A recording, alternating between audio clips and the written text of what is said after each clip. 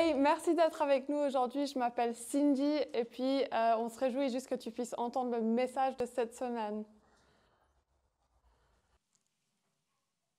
La plupart, vous avez déjà vos Bibles ouvertes parce qu'on vient de lire dans Éphésiens. Vous allez aller quelques pages en arrière, on va aller dans Matthieu et on va lire un passage dans Matthieu 7.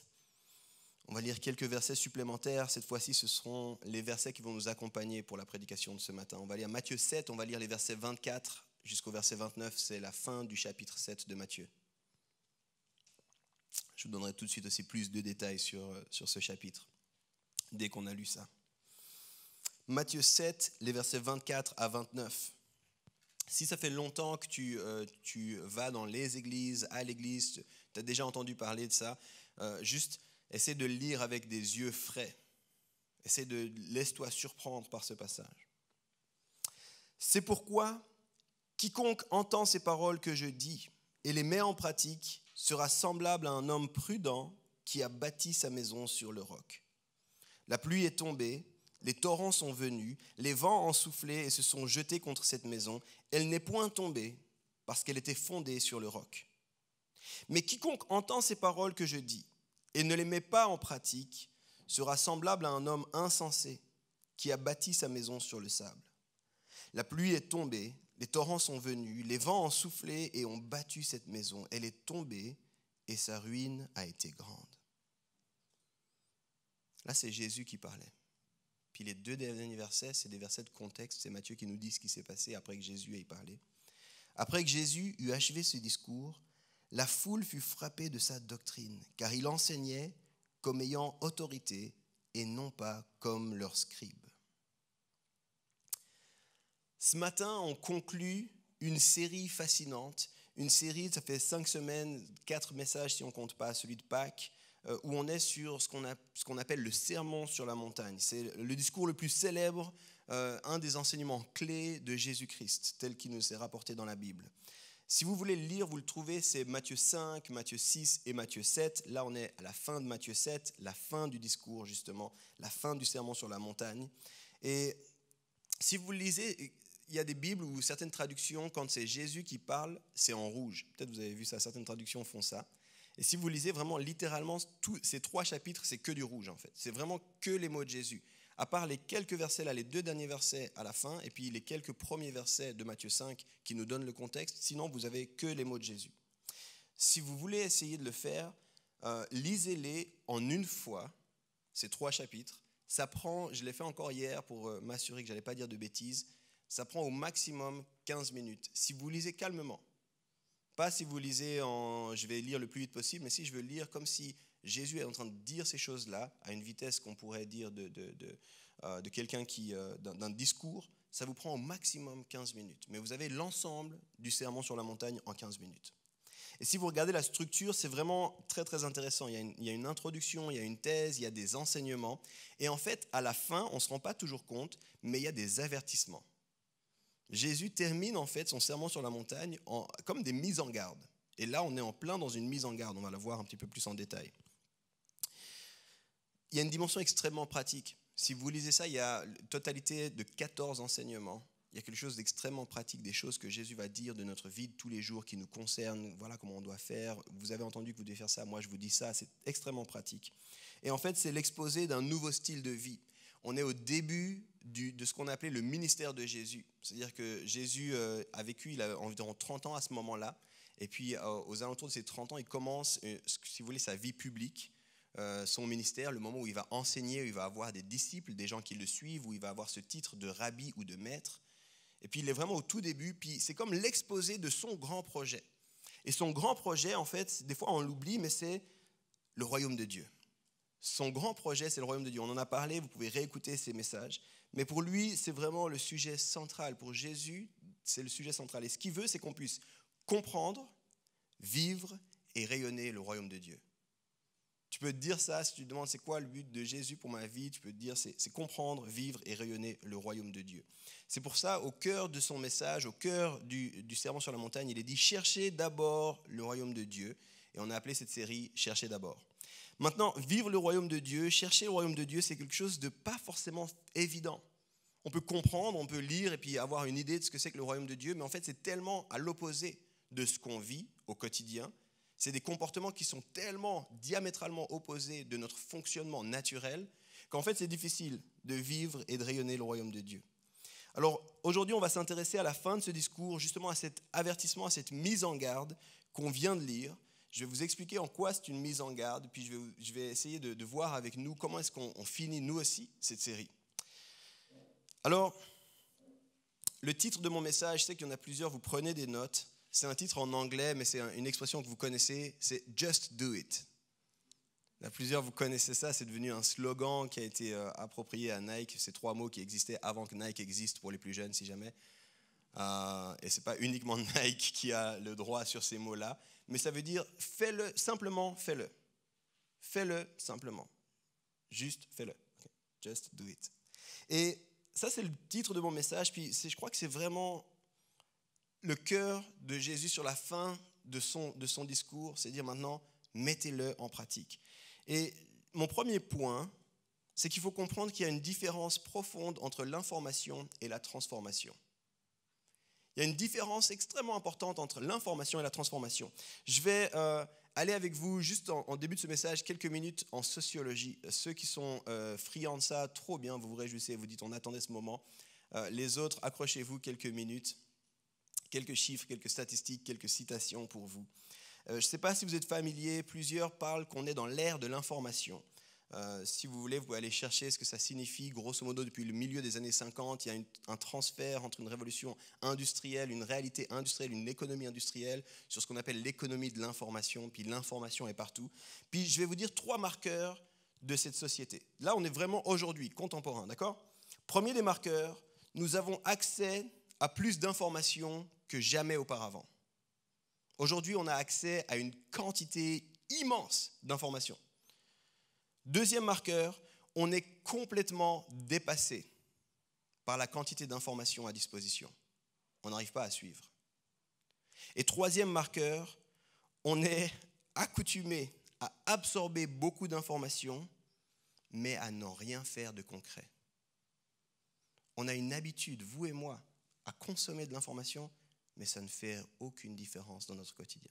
Si vous ne me croyez pas, on va aller maintenant dans ces sociologues. Restez avec moi. Le premier, il s'appelle Richard Buckminster Fuller. C'est un architecte, théoricien du futur, designer, inventeur et philosophe. Le gars avait beaucoup de choses à faire dans sa vie. Et en 1938, il a théorisé la notion d'accélération du progrès. Et le terme exact, pour si vous voulez faire des recherches, c'est Knowledge Doubling Curve. L'idée que, en fait, la courbe de croissance de la connaissance, de l'information à disposition, ne fait que c'est une courbe exponentielle qui double, en fait. Et je vais vous l'expliquer. En gros, ce qui montre, c'est que la globalité des informations à disposition grandit constamment. D'accord ? Jusque-là, tu me suis. Si tu veux simplement, il y a de plus en plus de livres qui sortent chaque jour. Okay ? C'est ça. On a de plus d'informations alors que le temps passe. Mais il a étudié ça, il a regardé ça, il a théorisé ça. Puis en gros, ce qu'il a réalisé, c'est que l'information qu'on avait grosso modo à l'an 0, quand Jésus est arrivé, elle a doublé en 1500 ans. C'est-à-dire que 1500 ans plus tard, il y avait le double de livres, d'informations, de théories, d'idées. D'accord ? Ça prend 1500 ans pour doubler. Après ça, il a fallu que 250 ans pour que ça double de nouveau. Après ça, c'est en grosso modo, c'est ça avançait. On arrive bientôt au niveau du 19e siècle. À partir du 19e siècle, chaque 100 années, chaque siècle, l'information doublait. Ensuite, c'est arrivé jusqu'à la Deuxième Guerre mondiale. Et à partir de la Deuxième Guerre mondiale, on disait que chaque 25 ans, l'information doublait. Et ce qu'on réalise aujourd'hui, les experts qui étudient ces sujets disent que chaque 12 heures, l'information globale mondiale double. Et ça, c'est notamment lié avec la technologie. Si tu veux, c'est simple. Je te le prends vraiment très simple. Je le caricature ici pour toi, mais avant, écrire un livre, c'était coûteux, c'était difficile, c'était compliqué. Et puis aujourd'hui, en fait, écrire un livre, il y a des livres qui sortent tous les jours, tout le temps. Puis là, on parle que d'un type d'information qu'un média avec les livres. Mais les médias, en plus de ça, complètement multipliés. Il y a des vidéos qui sortent, il y a des photos, il y a des infographies, il y a des choses. Et grosso modo, ça c'est IBM, tous les gars de Silicon Valley qui disent, en fait, chaque 12 heures, l'ensemble de l'information disponible mondiale double. En gros, le nombre d'informations qui étaient disponibles ce matin quand tu t'es réveillé, demain, il y aura 2 fois plus d'informations disponibles. C'est de la folie. Donc ça, c'était mon premier point, d'accord? On n'a jamais eu autant d'informations. Mon deuxième point, il va être soutenu par Thomas Friedman, qui est journaliste, pas un petit journaliste, il est quand même triple lauréat du prix Pulitzer. Donc le gars sait un petit peu son métier, d'accord? Il travaille encore aujourd'hui, il est en vie encore aujourd'hui. Et il parle de l'âge de l'accélération. Et en fait, lui, il fait des graphiques, il étudie tout ça, puis il dit l'accélération, notamment au niveau des technologies, est telle que ça va si vite que l'être humain n'est plus capable de s'adapter au changement. Il y a tellement de changements qui vont tellement vite qu'en fait, ça dépasse la capacité de l'être humain à s'adapter. Et ça, on croit, on le sait, l'être humain a une capacité à s'adapter à son environnement, à son contexte, à l'information, mais aujourd'hui, ça va trop vite en fait. Et lui, il dit, c'est pour ça notamment qu'aujourd'hui, on est dans ce qu'on appelle la crise de l'anxiété. Vous connaissez peut-être cette phrase, mais en gros, ce qu'il est en train de dire, c'est que le fait d'être anxieux, c'est le nouveau normal. En fait, aujourd'hui, c'est normal que quelqu'un soit anxieux. Tu as entre 25 et 35 ans, tu as une anxiété sourde constamment dans ta vie. Pourquoi? Parce qu'en fait, il y a l'accélération, la technologie qui avance, les informations qui doublent, et en fait, ça va trop vite pour que tu puisses t'adapter. Donc, ça crée une base anxiogène naturelle. Donc, on est submergé, c'est ce que je disais au début, par la quantité d'informations à disposition. Et là, j'arrive sur le troisième trait de cette ère de l'information, qui pour moi est clé, et on va revenir ensuite sur le message « Calmez-vous », la sociologie, ça se finit là. Mais c'est Neil Postman qui m'aide à argumenter ça. Neil Postman, c'est un critique culturel, c'est un théoricien des médias. Il a écrit un livre qui s'appelle « Se distraire à en mourir ». C'est un livre dans mon top 10 des meilleurs livres depuis 10 ans. Je le conseille à tout le monde qui est intéressé par la société, par la culture, par les médias. Se distraire à en mourir. Et en gros, dans son ouvrage, il propose une idée du ratio entre information et action. Reste avec moi, c'est le dernier. Après, j'arrête ces trucs de nerd. Et il utilise cette idée pour dire en gros, ce qu'on sait, l'information, influence ce qu'on fait. Ça, c'est le ratio information-action. Puis il est en train de dire, aujourd'hui, on est arrivé à un stade où il n'y a plus de lien entre l'information et l'action. Et je vais vous donner des exemples concrets pour que vous compreniez. Il y a des centaines et des centaines d'années, si tu avais une mauvaise nouvelle, c'était un truc du genre « Hey, il y a la ferme de Joe qui est en train de brûler ». Tu connaissais Joe, tu savais où était sa ferme, et quand tu entendais cette information, en général, ça te poussait à dire « Je vais prendre des seaux à la maison, je vais courir voir si je peux aider Joe ». Ça, c'était l'information il y a des centaines d'années. Puis Neil Postman, il dit « Depuis le télégraphe, on commence à avoir des informations qui ne nous concernent plus. » Et aujourd'hui, on dit « Il y a la ferme de Joe qui brûle ». Et ta réaction, c'est « Oh, c'est trop dommage ». C'est qui Joe? Elle est où sa ferme? C'est dommage. Information, action. Et aujourd'hui, on est dans une ère où on est submergé par l'information, mais ça ne nous fait plus rien en fait. J'ai un gars qui est médecin, qui était à l'armée avec moi, qui m'avait dit un jour, j'avais peut-être 19 ans, 20 ans, un cours de répète, puis il m'a dit, j'ai arrêté de regarder les news, les téléjournaux, le journal télévisé. Je sais, ça vieillit, tu ne sais pas peut-être ce que c'est que le journal télévisé. Fut un temps, il y avait à la télévision, à 19h30, le journal télévisé. Il est encore là, je sais, certains sont surpris. Puis en gros, on donnait de l'information. Puis sans doute que pour les parents et pour les grands-parents, c'était aussi important que la messe du dimanche. Tu ne loupes pas, tu es devant, tu veux savoir ce qui se passe dans le monde ou quoi. Et lui m'avait dit à cette époque, ça fait des années maintenant, moi j'ai arrêté de regarder ça. Et je lui dis, mais pourquoi tu as arrêté de regarder ça? Puis il a dit, j'en suis rendu à un stade où je peux manger mon repas du soir en regardant des images de guerre et ça ne me fait plus rien. Je regarde des images de famine, je regarde des gens, puis moi je suis juste en train de manger, puis là c'est dommage, ok, il y a la guerre là-bas, et puis il y a la famine dans ce pays, puis moi je continue mon repas, puis et ça m'atteint même plus. Ça c'est le ratio information-action. Et on est aujourd'hui dans cette ère. Je te cite, j'arrive à la fin, je te cite ce que Neil Postman a donné, et puis après je te dis quand est-ce qu'il a dit ça. Il a dit, en Amérique, c'était dans un discours qu'il a prononcé, il y a 260 000 panneaux publicitaires, plus de 11 000 journaux, plus de 11 000 revues périodiques, 27 000 lieux pour louer des cassettes VHS ou des DVD. C'est quoi ça? 300 millions de plateaux TV, 400 millions de programmes radio. Chaque année, 40 000 nouveaux livres sont publiés aux États-Unis et plus de 300 000 livres au niveau mondial. Et chaque jour, 41 millions de photos sont prises. Continue un peu son discours, j'arrête la citation, je reprends la citation. Toute cette information est aujourd'hui complètement déconnectée de toute notion d'utilité. Nous sommes surchargés d'informations, noyés dans l'information, nous n'avons aucun contrôle sur l'information et nous ne savons pas quoi faire de toute cette information. Fin de citation. Il a dit ça il y a 30 ans. Il a dit ça, Internet n'était pas encore popularisé comme ça l'est aujourd'hui, n'était pas dans tous les foyers. Les réseaux sociaux n'avaient pas encore commencé à exister tels qu'on les connaît. Facebook, qui est un peu le boom des réseaux sociaux, c'est 2004. Il a dit ça en 1990. Et vraiment, moi, je crois que c'était une voix prophétique qui disait « Attention les amis, on s'en va vers quelque chose d'extrêmement dangereux. » Et c'était il y a 30 ans. Il n'y avait pas encore Netflix, il n'y avait pas encore Disney+, il n'y avait pas encore Amazon Prime, Hulu et tous les autres systèmes. Et pour lui, ça c'est fascinant, il dit dans la psyché humaine, ça crée une habitude à recevoir beaucoup d'informations, à se sentir concerné, peut-être même affecté par cette information. Pourtant, cela ne change absolument rien à notre vie. Donc il dit, tu regardes ces choses-là, tu dis, ah, c'est trop dommage. Mais ça ne change rien à ta vie. Nous ne faisons rien de toute l'information que nous avons. Exemple contemporain, j'arrête ici, je finis avec ça. Exemple contemporain, bombardement à Paris. On met tous sur nos réseaux « Pray for Paris », mais ça ne change absolument rien.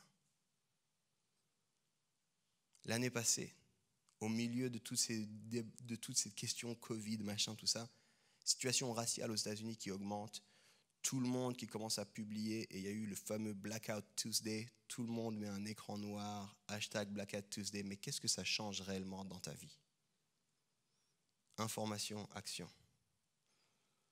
Je le disais, nous avons accès à plus d'informations que jamais auparavant, on est complètement dépassé par l'information à disposition et on est accoutumé à absorber beaucoup d'informations mais à rien en faire de concret. L'ère de l'information. Pourquoi c'est important? Pour ceux qui prennent des notes, vous vous rappelez de mon premier point, l'information n'est pas égale à la transformation. Quel rapport avec le passage qu'on a lu? Je vais revenir maintenant à ce que Jésus a dit dans les quelques lignes qu'on a lues ensemble. Verset 24, Matthieu 7. C'est pourquoi quiconque entend ces paroles que je dis et les met en pratique. Il commence en disant ça. Et quand il commence, il dit c'est pourquoi, c'est la conclusion. En gros, encore une fois, beaucoup de gens connaissent cette histoire. Si tu as été dans l'église, tu as peut-être entendu ça même à l'école du dimanche, tu as fait un bricolage, la maison sur le rocher, la maison sur le sable, tu fais bouger le bac, il y a une maison qui tombe, l'autre qui tient. Tu connais peut-être ces histoires-là, peut-être tu as fait du flanellographe avec ça. Ok, je parle pour les yeux ici. Toujours est-il, on connaît cette histoire, mais on ne comprend pas. Quand Jésus l'introduit, il dit, ok, j'arrive à la fin de mon histoire, et voilà ce que je vais vous dire. Si vous avez entendu tous les mots que j'ai dit là, depuis Matthieu 5 jusqu'à ici, il vous faut les mettre en pratique. Vous vous souvenez le titre de mon message? Just do it. Il vous faut les mettre en pratique. En grec, mettre en pratique, le grec c'est la langue qui est utilisée pour écrire ça, c'est poieo. Et c'est présent environ une vingtaine de fois dans le Sermon sur la montagne, mais en particulier dans les 3 avertissements qui concluent le Sermon sur la montagne, c'est présent 10 fois. Ça s'est perdu dans nos traductions parce que ça peut dire mettre en pratique, ça veut dire faire, ça veut dire des fois porter du fruit. Par exemple, quand il dit il est semblable à quelqu'un qui porte du fruit, en grec c'est poieo. C'est la même chose que si vous les mettez en pratique, poieo. Il n'arrête pas de dire ça. Et en fait, dans la conclusion de son message, Jésus est en train de souligner c'est pas suffisant d'écouter de l'information. Il faut mettre en pratique. Il faut obéir. En gros, il est en train de dire à la fin de son message, c'est très bien si vous avez entendu jusque-là, maintenant, qu'est-ce que vous allez en faire? Est-ce que ça va changer quelque chose dans votre vie? Et il est en train de dire, vous devez vivre ce que je viens de dire. Et je l'ai dit, si tu lis, c'est pas tout simple, cette histoire. Je te donne un exemple. À un moment donné, dans le Sermon sur la montagne, je te donne l'envie de les lire, j'espère. Il dit, ne vous inquiétez pas. Et il donne un exemple, il dit, regardez les oiseaux dans les champs, ils ne sont pas en train de faire des réserves ou quoi, mais mon père, il s'occupe d'eux. Vous, pourquoi vous vous inquiétez? Ne vous inquiétez pas. Personne ne peut sortir de là en disant « Ah ouais, je n'avais pas pensé à ça. Je vais juste arrêter de m'inquiéter à partir de maintenant. » Non, c'est difficile. Qu'est-ce que ça veut dire ne vous inquiétez pas? Comment je fais pour ne pas m'inquiéter? Un autre exemple. Là, il parle spécifiquement aux hommes, mais je suis convaincu, puis je ne suis pas le seul, que c'est applicable à tous. Il dit « Il vous a été dit de ne pas commettre d'adultère. Moi, je vous dis, vous ne devez pas convoiter la femme de votre frère. » est-ce que tu as déjà essayé de regarder une série Netflix et d'avoir 0 convoitise? Tu regardes, et convoiter, ça veut dire prendre l'autre comme un objet pour soi. Tu regardes les pubs, ça suffit déjà pour t'amener de la convoitise. C'est difficile ce que Jésus demande. Mais il arrive à la toute fin de son message, puis il vous dit, ok, vous avez entendu tout ça, maintenant, il vous faut mettre en pratique. Et pour illustrer ça, il raconte une petite histoire. Puis nous, on se dit, c'est mignon, une petite histoire. C'est chouette. J'aime bien les petites histoires. Les fameuses paraboles de Jésus. Puis là, il commence son histoire. C'est un peu comme 2 hommes construisent une maison. Il y en a un, il est sage, l'autre, il est insensé. Et voilà ce qui se passe. Maintenant, toi, tu entends cette histoire, puis tu te dis, ouais, qu'est-ce que ça peut vouloir dire? Comment ça se passe un petit peu? Mais cette histoire, elle est extrêmement puissante. Tout d'abord, si tu retournes encore une fois en grec, je ne vais pas aller trop dans les détails avec toi, mais si tu retournes en grec, le mot qu'il utilise pour sage et le mot qu'il utilise pour insensé, c'est comme les buzzwords de l'époque. C'est les mots qui font le buzz, c'est les mots que les gens auraient hashtagués s'ils pouvaient. C'est le mot, à l'époque, là, il y avait notamment la philosophie qui était en train d'exploser, la philosophie grecque qui était en train d'exploser. Et puis Platon, c'est vraiment quelque chose, avec Socrate, Platon, c'est vraiment, et à quoi il ressemble le sage? C'est quoi la vertu? Jésus utilise exactement cette notion-là. Il dit, regardez, il y a des gens sages, puis il y a des gens qui ne sont pas sages. Puis c'est vraiment le truc du moment. Tout le monde se concentre quand Jésus commence son histoire sur les sages et les insensés. Puis ensuite, il leur dit, ils sont comme des gens qui construisent une maison. Puis toi, tu entends ça, puis tu dis, ah ouais, c'est vrai, ce serait dommage quand même. Mais il faut comprendre ce que ça veut dire à l'époque. La maison, à l'époque de Jésus, c'était une métaphore courante pour parler de ta vie. Quand on disait, c'est comme celui qui construit la maison, il est en train de dire, c'est comme ça que vous construisez vos vies, en fait. Laisse-moi te dire pourquoi. À l'époque, la maison, ce n'était pas un bien que tu espérais pouvoir avoir avant tes 50 ans, si possible avec une piscine, si possible avec une pièce supplémentaire pour pouvoir accueillir du monde, et puis un grand jardin pour faire des barbecues. Ça, c'est comme nous, on pense de la maison aujourd'hui. J'aimerais bien un bien pour moi, ou alors peut-être les smart ici disent, ah, c'est plutôt des biens immobiliers, Yves. J'espère avoir beaucoup de maisons, comme ça, j'ai plus besoin de travailler, puis c'est les gens qui vivent dans mes maisons qui me payent un loyer, puis moi, je suis calme. Ok. Ça, c'est comme on pense de la maison aujourd'hui. À l'époque, c'était autre chose. Tout d'abord, à l'époque, la maison, c'était un lieu multigénérationnel. C'était en fait pas tellement la maison, c'était un terrain. Et tu avais la famille qui vivait sur le terrain. Donc, quand on parle de maison, quand Jésus parle de maison, les gens pensent forcément à mes grands-parents puis à mes petits-enfants. Ils pensent que c'est le lieu de la famille, en fait. La deuxième chose, à l'époque, la plupart du temps, la maison, elle n'était pas achetée, elle n'était pas louée, elle était transmise de génération en génération. Ça, c'est notre terrain.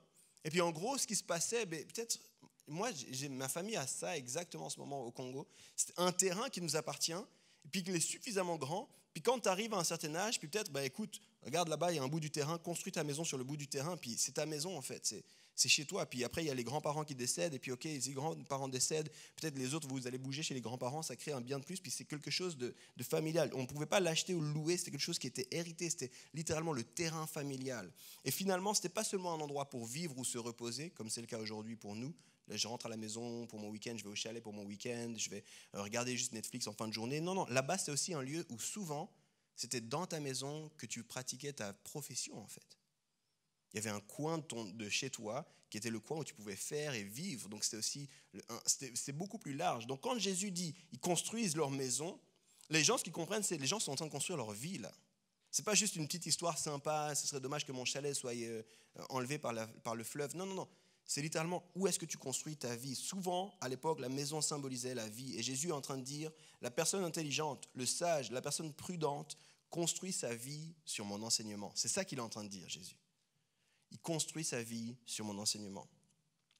Et ce n'est pas seulement être informé, mais c'est être transformé. Poeo, mettre en pratique. Ce n'est pas juste avoir entendu parler de Jésus, ce n'est pas juste connaître des versets de la Bible par cœur, c'est mettre ces versets dans ta vie en pratique. Aujourd'hui, on a une dichotomie dans la connaissance qui est dramatique. Je vais le dire comme ça aujourd'hui, et puis je sais qu'il y en a qui vous faites ça, ce n'est pas un reproche pour vous, vous êtes bien, on vous aime. Mais on a beaucoup trop d'experts dans un sujet qui n'ont jamais pratiqué le sujet. Aujourd'hui, on a ça. On a des gens qui vont vous dire, voilà comment ça doit se passer et tout, machin, c'est comme ça que vous devez faire. Puis tu regardes sa vie, tu es là, mais tu n'as jamais fait ça. Ouais, mais j'ai regardé une vidéo YouTube, ils expliquaient bien, et puis après, ouais, mais tu ne sais pas le faire en fait. C'est pas regarder une vidéo YouTube qui t'apprend quoi que ce soit. L'information, ça ne veut pas dire que tu as des compétences là. L'information, ce n'est pas la transformation. Puis Jésus, il est en train de pointer ça. Il y a 2000 ans de ça. Attention à ne pas juste être informé. Qu'est-ce que vous mettez en pratique? construit sa vie sur son enseignement. Ce n'est pas juste entendre, ce n'est pas juste comprendre, ce n'est pas juste avoir connaissance, c'est vivre d'une certaine manière. En d'autres termes, c'est pas quelles sont tes connaissances. Aujourd'hui, on fait ça, n'est-ce pas? Il y a de plus en plus l'apprentissage qui revient à la mode, puis l'apprentissage, justement, met la pratique en avant. Mais aujourd'hui, on fait ça. Pour voir si tu as bien compris, on t'assoit dans une salle, un peu comme celle-ci, avec une table, on te met une feuille, puis on te montre, nous, que tu as bien compris. Puis Jésus, il est en train de dire, c'est pas comme ça que vous comprenez. Si on veut voir si tu as bien compris, on va regarder comment tu fais ta vie. C'est pas un examen en blanc, c'est pas répète le sermon sur la montagne, c'est pas j'espère que vous avez bien compris, maintenant répétez les béatitudes, on va voir si vous... Non, c'est montre-nous ta vie. Jésus, il arrive à la fin de son message, puis il termine avec ces avertissements qui font peur aux gens. Il faut que tu comprennes ça. Nous, on l'entend, puis on est là, ouais, sympa la petite histoire. Mais eux, à l'époque, ils étaient comme, wow, c'est quoi? C'est ça les derniers versets qu'ils nous ont dit. Ils sont frappés par l'enseignement de Jésus. Ils sont sur leurs fesses, si tu me permets l'expression. Jésus arrive, puis il commence les béatitudes. Et heureux, vous qui souffrez, vous qui n'allez pas, venez, bienvenue, merci d'être là, prenez place, je vais vous parler, je vous donne des commandements, je vous donne un nouveau style de vie. Puis à la fin, il dit, maintenant, attention, si vous partez puis que vous ne mettez pas ça en pratique, c'est comme si toute votre vie va être balayée. C'est comme si vous construisez sur le sable. Puis là, les gens sont là, wow, c'est un peu violent cette histoire. Tu es en train de dire littéralement que c'est une question de vie ou de mort. Puis Jésus, pour lui, c'est vraiment important. C'est intéressant aussi de souligner que Jésus, ce qui nous dit la différence entre le sage et l'insensé, c'est que l'insensé, c'est pas qu'il n'a pas compris. C'est pas qu'il n'a pas entendu. C'est qu'il n'a pas mis en pratique. Puis ça, c'est quelque chose qui est intéressant parce que potentiellement, l'insensé, il a tout entendu, mais il n'en fait rien. Et dans l'ère de l'information que j'ai défini juste avant, ça doit être pour nous un rappel qui doit juste nous interpeller. Qu'est-ce que je fais? L'insensé, c'est celui qui ne fait rien de ce qu'il entend. Qu'est-ce que je fais de ce que j'entends? Comment ça transforme ma vie, ce que j'entends? Ça pose la question, comment est-ce que c'est possible d'entendre un tel message et de ne rien faire? Et alors que j'écrivais ça, je me pensais à combien de fois j'ai prêché. Je me dis, mais est-ce que ça change quelque chose dans la vie? Ou est-ce que je participe juste à transmettre de l'information supplémentaire? C'est un autre canal d'information. Pourquoi est-ce que quelqu'un ne mettrait pas en pratique? Et je me suis posé cette question, comment c'est possible que quelqu'un se mette à côté de Jésus, entende son enseignement, puis reparte, puis qu'il ne mette pas en pratique? Je te propose quelques possibilités, à toi de choisir et puis de finir s'il y en a d'autres que tu vois. Peut-être que, justement, il est dans l'ère de l'information. J'entends tellement de choses, je ne sais pas quoi en faire. Trop d'informations, mais j'aime, et puis on est devenus même des gloutons de l'information. Chaque fois que tu mets une application, je vais mettre des notifications au cas où. La prochaine nouvelle que 20 minutes va poster, imagine que je ne l'entende pas. Je vais mettre des notifications partout. Imagine si quelqu'un poste son repas sur Instagram et que je ne l'ai pas tout de suite vu. Je vais suivre cette personne sur les réseaux sociaux parce que j'ai besoin de savoir à chaque fois qu'elle dit quelque chose. Peut-être qu'on est comme ça, on veut toute l'information, mais on n'en fait rien. Peut-être qu'on n'en fait rien parce qu'on n'a pas le temps. C'est le gros mot aussi de la société dans laquelle on est. Ça prend du temps quand même d'aimer son prochain. Ça prend du temps de travailler sur mes motivations. Ça prend du temps de changer des habitudes que j'ai. Je n'ai pas le temps pour ça. C'était intéressant. Merci beaucoup pour l'info. Peut-être qu'on ne le fait pas parce que c'est trop dur. Attends, quoi? Il faut que je sois généreux envers les pauvres. Ok, je m'arrête là, c'était trop compliqué. J'aimais bien ton idée, mais l'histoire de partager mon argent avec d'autres et tout, ils n'ont qu'à travailler. Peut-être qu'on ne le fait pas parce qu'on n'aime pas l'enseignement. Jésus, tu peux juste continuer à faire des miracles, à me guérir, à me faire du bien, mais tes histoires d'enseignement, là, moi, je ne suis pas trop un studieux en général. Par contre, si je peux bénéficier de tout ce que tu as à me donner, je suis preneur. Peut-être qu'on ne le fait pas parce qu'on veut voir d'abord s'il n'y a pas un autre enseignement. L'ère de l'information.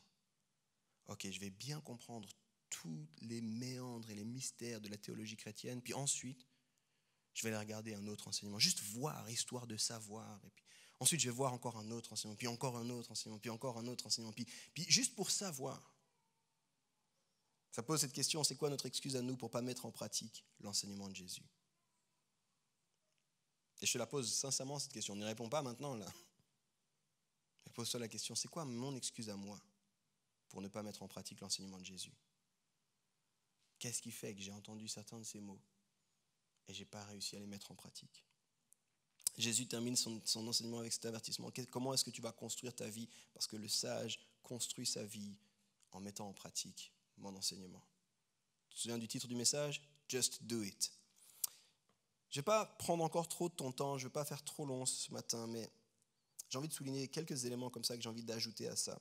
Tout d'abord, j'aime une chose, c'est l'honnêteté de Jésus. Parce que dans la parabole, Jésus nous dit quelque chose, puis on passe des fois dessus sans le réaliser, mais Jésus nous dit, la vie ne sera pas toujours rose et facile. Puis je crois qu'on est dans une ère où on a besoin aussi de répéter ce genre de choses, parce qu'on est à la recherche du bonheur, et souvent le bonheur c'est, je veux une vie facile, sans défi, rien du tout. Puis Jésus, c'est intéressant parce qu'il ne dit pas, si un jour peut-être il y a la pluie qui arrive. Il dit quand la pluie va arriver. Puis c'est intéressant parce qu'il dit, le sage, tu sais quoi? Il y a la pluie qui arrive. Ravage sa maison, mais sa maison tient ferme. Le fou, la pluie arrive, ravage sa maison ne tient pas.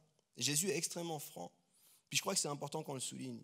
Parce que suivre Jésus, des fois les gens comprennent ça comme j'ai le génie d'Aladin, tu sais.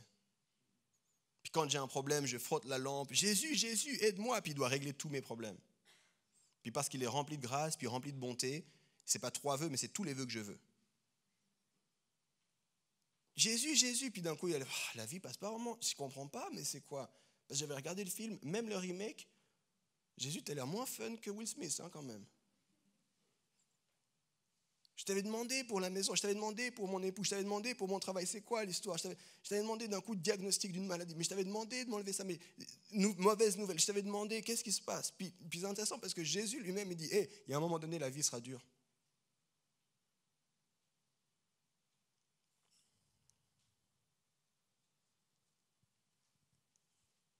Je crois que c'est important qu'on entende ça. Je crois qu'au jour d'aujourd'hui, dans notre ère à nous, c'est important qu'on entende ça. Parce que la vie avec Jésus ne t'épargne pas des défis. Mais la vie avec Jésus t'assure que tu ne seras pas seul au milieu de tes défis. Et ça, c'est toute la différence. La vie avec Jésus, c'est pas « tu auras une vie sans défis ». Jamais il a dit ça. D'ailleurs, essaie de me citer un seul personnage biblique, c'est toute sa vie, c'était facile. Aucun.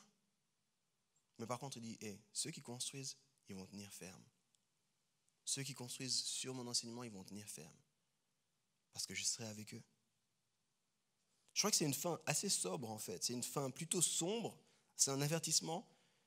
Mais je pense que c'est important. Jésus a voulu que les gens se sentent accueillis, se sentent aimés, qu'ils soient remplis d'espoir, mais aussi qu'ils comprennent qu'il y a un nouveau style de vie à mettre en place et qu'il y ait un certain poids. Je pense que quand les gens sont repartis du sermon sur la montagne, ils ne sont pas repartis en disant « c'était quand même sympa, vivement dimanche prochain, j'ai appris des choses nouvelles. » Non, je pense qu'ils sont partis un peu en se grattant la tête. C'est « waouh, c'est quoi ce nouveau style de vie? Ça va être... » Plusieurs fois, si tu regardes les disciples de Jésus, les gars qui étaient le plus proches de Jésus, demandaient « mais est-ce que c'est possible pour nous de vivre comme ça ?» Plusieurs fois, Jésus faisait un enseignement, puis ses disciples étaient là « mais ça veut dire quoi pour nous? On ne va pas y arriver, c'est trop difficile. » J'aime beaucoup, beaucoup la sobriété et le côté franc de Jésus, puis je crois que c'était important de le rappeler.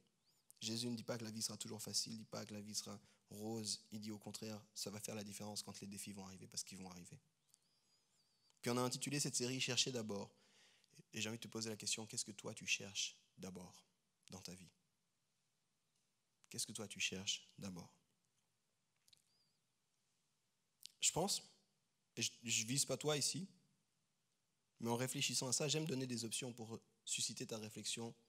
Je pense que beaucoup de gens aujourd'hui cherchent la popularité. Et je dis ça pourquoi? Beaucoup des jeunes, quand tu leur demandes c'est quoi ton métier de rêve, c'est influenceur. Mais s'ils étudient un tout petit peu l'ère de l'information, tu peux donner beaucoup d'informations, ça ne va rien changer du tout. Donc qu'est-ce qui reste derrière? C'est la popularité. Je pense que c'est quelque chose qui aujourd'hui nous drive beaucoup. Beaucoup de gens, c'est la beauté. Beaucoup de gens, c'est la reconnaissance, l'amour, le sexe, l'argent, le bonheur. Puis Jésus, de son temps, ça ne devait pas être différent. C'était des expressions sans doute différentes, mais il y avait aussi ce type d'attrait à un style de vie. Puis lui, il dit plutôt, est-ce que vous allez chercher à construire ma vie autour de mon enseignement? Est-ce que vous allez chercher à construire vos vies, autour de mon enseignement? Je crois qu'on est dans un moment où le risque, c'est d'entendre tout ça de Jésus, en particulier dans l'Église. Puis là, je m'adresse en particulier aux chrétiens d'un peu plus longue date. Le risque, c'est d'entendre ça, d'avoir de l'information supplémentaire, mais de rien en faire. Je veux aller à l'Église, je veux entendre un truc de plus, je veux avoir un passage de plus, mais on n'en fait rien. Et on doit apprendre à construire, chercher d'abord, construire sur cet enseignement. Je me rappelle quand j'ai commencé à prêcher, mon pasteur, qui est mon père aussi, c'était il y a une douzaine d'années maintenant, m'a dit quelque chose qui m'accompagne depuis. Il m'a dit, notre prédication ne doit jamais se limiter à de l'information, elle doit toujours viser la transformation. Notre prédication ne doit jamais se limiter à de l'information, elle doit toujours viser la transformation. Puis avec un jour quelqu'un dans cette église qui m'a dit, mais pourquoi à la fin des fois tu demandes, mais si tu es touché par ça, si tu as envie de faire quelque chose, lève ta main ou lève-toi. Puis je dis, mais parce que je veux dire aux gens qu'ils doivent faire quelque chose de ce message. Ce n'est pas juste l'entendre. On doit faire quelque chose de cette information-là. C'est ce qu'on voit Jésus faire. Vous avez entendu tout ça très bien maintenant. Just do it. Allez le mettre en pratique. Quand c'est difficile, particulièrement quand c'est difficile. Alors maintenant, comment être transformé ? Puis là, c'est la fin de mon message. Comment est-ce qu'on vit une vie transformée ? Puis je crois que ce qu'on appelle dans l'Église la formation spirituelle, c'est-à-dire le fait d'être transformé par l'action du Saint-Esprit pour ressembler toujours plus à Jésus-Christ, je pense que ça prend 3 choses. Ça prend l'enseignement. Et c'est pour ça qu'ici, les dimanches, on enseigne. Ça demande de l'enseignement dans nos vies. C'est une bonne chose. Jésus a enseigné, on voit ça. Je pense que ça prend la communauté. Et la communauté, ça veut dire des relations intentionnelles, profondes, qui vont, où on parle dans la vie les uns des autres. Parce que la Bible nous dit comme le fer aiguise le fer, l'homme aiguise l'homme. On a besoin d'autres personnes qui viennent, qui nous challengent, qui nous reprennent. Hey, c'est bizarre comme tu as dit ça, j'ai pas compris pourquoi tu as fait ça, pourquoi tu as réagi comme ça. C'est important la communauté. Et puis je pense que ça prend des pratiques spirituelles. Si vous regardez l'enseignement de Jésus, il parle de ces pratiques spirituelles. On en a parlé un petit peu. Et quand vous pratiquez la générosité, et quand vous jeûnez, et quand vous priez, Jésus parle de pratiques spirituelles. Puis je pense que notre vie, si on veut vraiment être transformé, l'enseignement ne suffira pas. Je vais le dire en d'autres termes, venir ici les dimanches, entendre ça, même répondre en levant la main, ça ne suffira pas. Ça va prendre d'autres choses pour que le Saint-Esprit puisse te transformer, pour que tu puisses ressembler toujours plus à Jésus-Christ. Alors, je voulais être vraiment pratique, puis vous proposer des choses que vous pouvez pratiquer cette semaine. Là, littéralement, il n'y a pas besoin d'attendre est-ce que les prochaines vacances, est-ce que cette semaine, avant dimanche prochain, voilà des choses que tu pourrais pratiquer. C'est des idées. Peut-être que tu as d'autres idées, puis c'est très bien. Peut-être que tu as d'autres, tu peux demander après la prédication à des gens, qu'est-ce que toi tu vas faire, et vous pouvez vous challenger les uns les autres. Mais ces 5 choses, je les prends directement de l'enseignement du Sermon sur la montagne. C'est des choses que Jésus a adressées dans le Sermon sur la montagne. Tu peux te réconcilier avec quelqu'un, mettre en ordre une relation. Peut-être que cette semaine, une des choses que tu peux faire, c'est décider, cette personne, on s'était embrouillé, on s'était mal parlé, ça avait mal fini, je vais le faire. Jésus, il dit dans son enseignement, hey, si tu as un problème avec ton frère, laisse ton offrande et va régler ton problème avant de continuer. Il le dit dans le Sermon sur la montagne. Travaille à la réconciliation. Hey, je vais me réconcilier. Une autre chose que tu pourrais faire, facile, aimer tes ennemis. Ok, comment on fait ça, Yves? Pense à quelqu'un avec qui la relation est vraiment, vraiment tendue. Quelqu'un blessé, quelqu'un ça va pas ou quoi, et décide de prier pour cette personne. Seigneur, tu l'as créé à ton image. Tu veux des bonnes choses pour cette personne. Tu désires qu'elle soit ton enfant. Je te demande de la bénir puis de l'aider dans sa journée. Ça peut juste être ça, la prière. Mais souvent, quand on a des problèmes, on a plutôt une tendance à remuer des mauvaises pensées. Commence à bénir, commence à prier pour des gens que tu considérais tes ennemis. Autre chose que tu pourrais faire, 3e idée, 3e proposition, la prière. Comment est-ce que tu pries ? Jésus enseigne, c'est au milieu du Sermon sur la montagne, en tout cas dans Matthieu, qu'il enseigne le Notre Père. Mais vous, quand vous priez, il dit, quand vous priez, allez dans votre chambre, et puis voilà, je vous donne une clé, une prière que vous pourriez faire. Puis c'est pas une répétition, c'est pas une formule magique, mais c'est vraiment, il y a un concept derrière. Peut-être un jour, on fera une série sur le Notre Père, il y a tellement de choses à dire sur cette prière. Mais c'est vraiment un concept de prière, puis Jésus nous donne ça. Peut-être que là, tu peux prendre la décision en disant, en fait, ma vie de prière, c'est pas si fun que ça, c'est pas vraiment ça. Je vais décider, chaque jour, je prends du temps à part pour prier. Ça peut être 10 minutes dans la journée, mais chaque jour, pendant la semaine, pendant 10 minutes, je vais prier parce que je veux être transformé, je veux pas que ce message soit juste de l'information. Encore 2 idées. Veille à comment tu gères tes finances. Jésus parle dans son sermon sur la montagne de la générosité, de prendre soin de ceux qui sont dans le besoin. Tu peux réfléchir à ça. Peut-être que tu n'as jamais fait de budget. C'est peut-être le temps de dire, je vais faire un budget, puis je vais être précis avec mes finances, en fait. Je vais réaliser ce que Dieu m'accorde chaque mois, parce qu'ici en Suisse, la plupart d'entre nous, on vit au mois. Chaque mois, et qu'est-ce que je fais avec cet argent-là? Et pose-toi simplement la question, où j'en suis avec la générosité financière? Est-ce que c'est quelque chose que je pratique? Est-ce que c'est quelque chose que je fais? Est-ce que c'est quelque chose que je pourrais faire? Peut-être commencer à parrainer un enfant, peut-être commencer à prendre soin de quelqu'un, peut-être commencer à dire, mais en fait, je vais investir dans ma communauté locale. Peut-être faire des choses comme ça. Je ne te demande pas de le faire, je te demande de réfléchir à la gestion de tes finances. Parce que c'est au milieu de ce sermon que Jésus dit notamment, on ne peut pas avoir 2 maîtres. On ne peut pas servir à la fois Dieu et l'argent. Alors peut-être que c'est une chose que tu pourrais faire cette semaine concrète. Et finalement, j'en ai déjà parlé, mais je trouve que c'est tellement important. On est dans l'ère de l'information qui est marquée par l'anxiété comme un nouveau normal. Arrêtez de s'inquiéter. Comment faire ça? Je l'ai dit, ce n'est pas quelque chose que tu peux juste le faire là, c'est bon, demain je me lève, je ne m'inquiète plus. Non. Mais peut-être commencer à poser des pratiques dans ta vie. Et j'aime beaucoup ce que Jésus fait. Vraiment, j'y pensais. Jésus dit, regardez les oiseaux dans les champs. Regardez les fleurs dans les champs. Regardez les oiseaux dans le ciel. Et si tu décidais chaque jour de sortir un arrêt de bus avant, de marcher puis de regarder la nature, puis de dire, Seigneur, si tu prends soin de cette nature, je crois que tu veux prendre soin de moi. Fais descendre mon niveau d'anxiété. Tu m'aimes comme ton enfant, tu prends soin de mes besoins. Aide-moi à grandir dans ma foi. Ça commence par ça. Et ça ne veut pas dire que la semaine prochaine, tu vas arriver et dire, j'ai plus du tout d'anxiété pour aucun sujet. Non. Mais je suis en train de travailler. Peut-être c'est pratiquer le silence. J'en ai parlé souvent, puis c'est un truc que je répète souvent, mais on est dans l'ère de l'information, on est bombardé, on a un bruit constant. C'est juste de dire, je vais pratiquer le silence. Seigneur, je vais me retrouver avec toi, je vais pratiquer le silence en fait. Je vais respirer un petit peu. Calmer mon niveau d'anxiété. Je vais demander à Maxence de revenir. On arrive ici à la fin de mon message et je voulais te donner ces clés pratiques. Toutes ces choses-là, c'est des choses que Jésus parle dans son sermon. Puis j'ai envie de te donner une image pour finir, pour clarifier quelque chose, parce que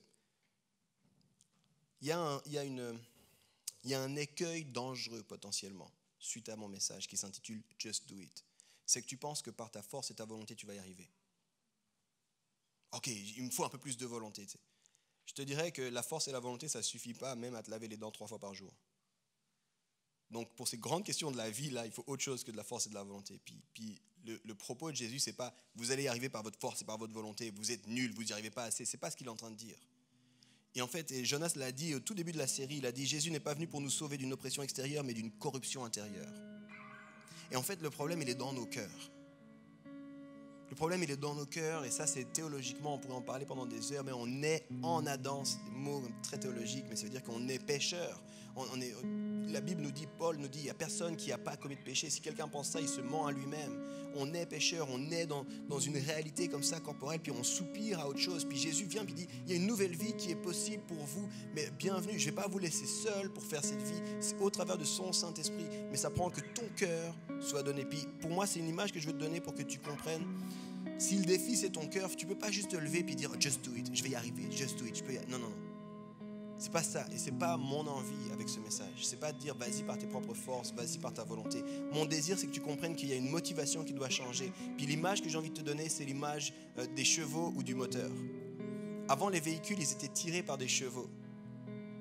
Tu penses à un carrosse, à une calèche ou des choses comme ça. Les véhicules, ils étaient tirés par des chevaux, c'est-à-dire qu'il y avait des choses extérieures au véhicule qui le faisaient avancer.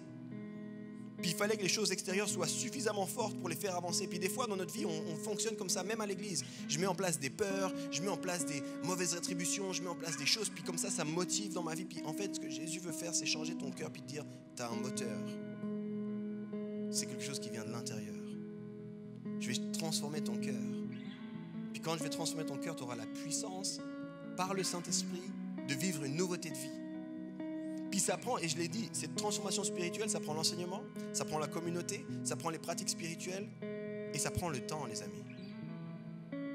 Là, je vous parle de tout ça, et je suis dans le même processus que chacun de vous.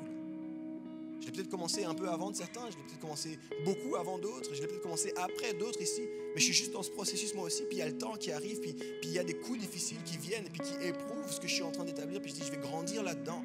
Et n'importe qui me parle peut dire je suis en train de réfléchir, c'est quoi mes pratiques spirituelles, où j'en suis par rapport à ces choses-là. Il n'y a rien qui est établi, mais j'ai un moteur, c'est le Saint-Esprit qui vit en moi, qui me pousse à faire, et ce n'est pas des motivations extérieures. Puis je crois que c'est vraiment important, c'est une révolution d'avoir un moteur plutôt que d'avoir des chevaux qui te tirent. Puis j'ai pas envie que tu fasses suite à ça. Yves, il a dit just do it, il a dit 5 pratiques, faut prier, faut machin, puis je vais y arriver avec ma volonté. Non.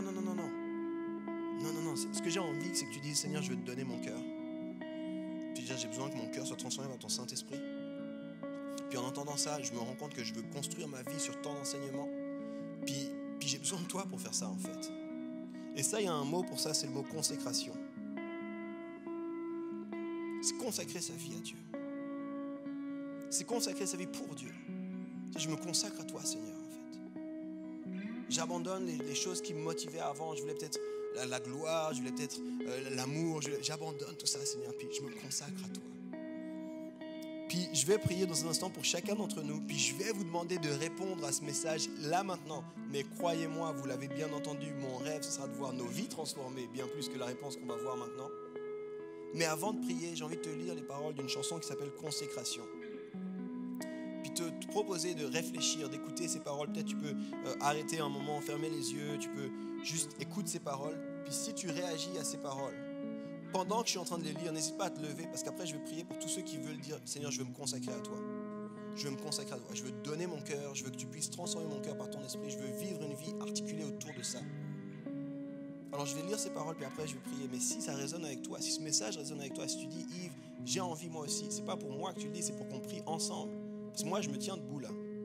Je vais prier pour moi. Mais c'est une manière que tu as aussi de dire à Dieu, Seigneur, je veux vivre, construire sur ton enseignement, sur ta parole, et pas sur le sable.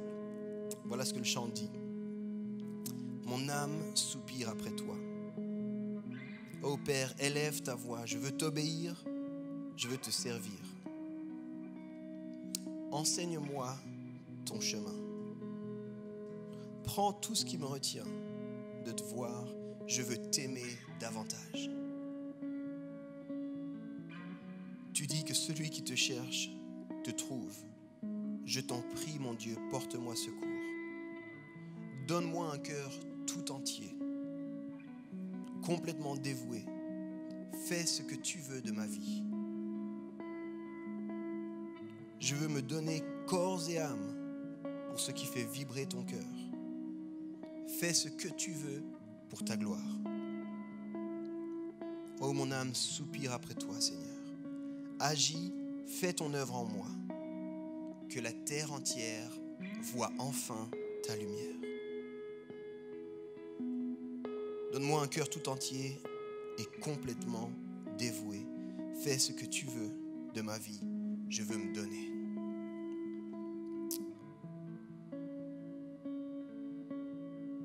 Seigneur, alors qu'on a revisité ensemble ce sermon sur la montagne, je me rends compte à quel point j'ai besoin de toi.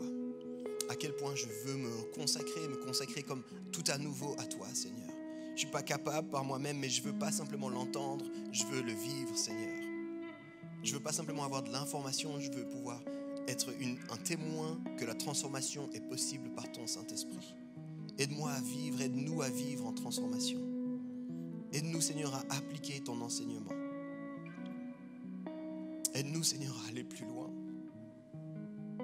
afin que ta lumière puisse resplendir au travers de nos vies. Seigneur, on veut se donner tout entier.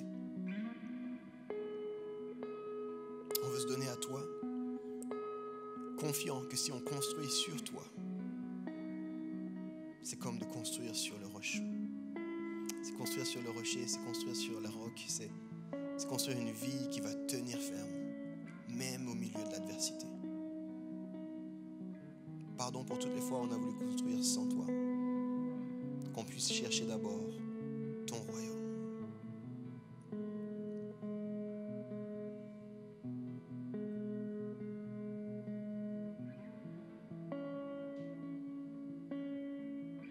À toi toute la gloire, Père.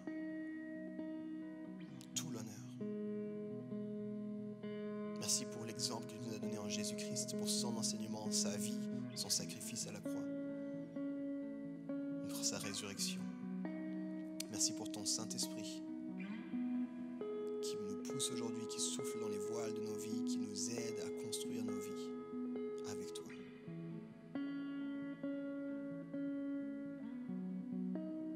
Dans le nom de Jésus-Christ, nous nous consacrons. Amen.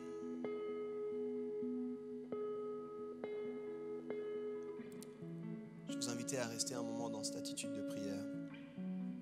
Méditez sur ça. J'espère que le message a pu te parler et que tu puisses vraiment prendre des pépites avec toi durant la semaine et les mettre en pratique. Si tu as envie de plus d'informations par rapport à l'église de Home et la communauté qu'on est, tu peux sans doute te diriger vers le site internet églisehome.com ou alors les réseaux sociaux, que ce soit Instagram ou Facebook. Et bonne semaine à toi.